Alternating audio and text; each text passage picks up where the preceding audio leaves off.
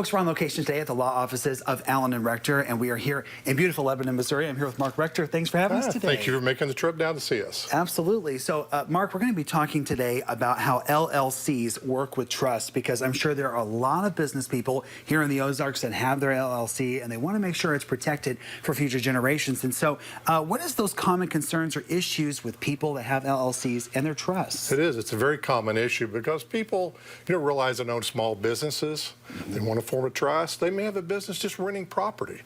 So they want to make sure that those LLCs work with their trust. And it's important to be able to include those in there. And, it is. Mark, in past segments, you've emphasized the importance of funding your revocable trust with all of your assets. Does that include what's owned by the LLCs? Absolutely. We need to do that, because if you don't fund your trust with your limited liability company, you leave it out, then there are adverse effects of that.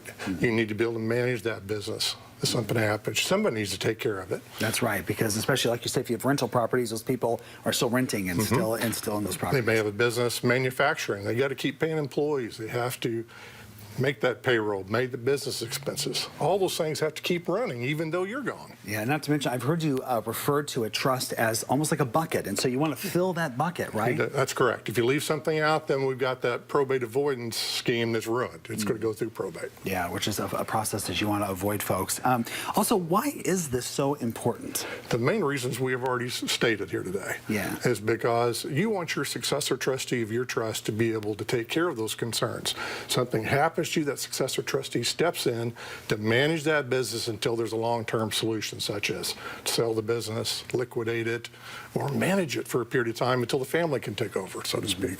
And also, I know a big problem is probate. We touched on that a little bit, but folks, I don't think you realize how long the probate process takes, and also how emotionally taxing it is. And so, remind us, Mark, about the probate process and why that can be so hard on people. Well, in particular, probate process take a minimum of a year is what we tell everyone. Wow. Before your assets are distributed into that trust. So when you apply it to an LLC or a business, the business can't survive a year if no one running it. If you can't get to the bank account, you can't pay the bills, you can't pay the employees, the business is going to die really quick. And that's why, folks, it's important to be able to take these steps. And so how then does the LLC work within the living trust? Well, it's really a simple process to take care of those problems we've talked about.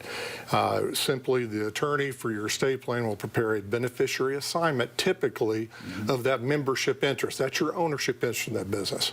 And when you pass, that membership interest will pass automatically to the successor trustee, who will then take care of those things, manage your business, sell it, whatever needs to be done. That's how it works. Folks, I'm sure there are some people that are thinking to themselves, oh my goodness, I have an LLC and I don't think it's covered by my trust. You're going to want to talk to an attorney today, and there are folks standing by here at the law offices of Allen and Rector that can help you with that. And we're going to put some contact information on your screen so you can reach out and make an appointment. Mark, always good to see you. Thank you, Michael, very much.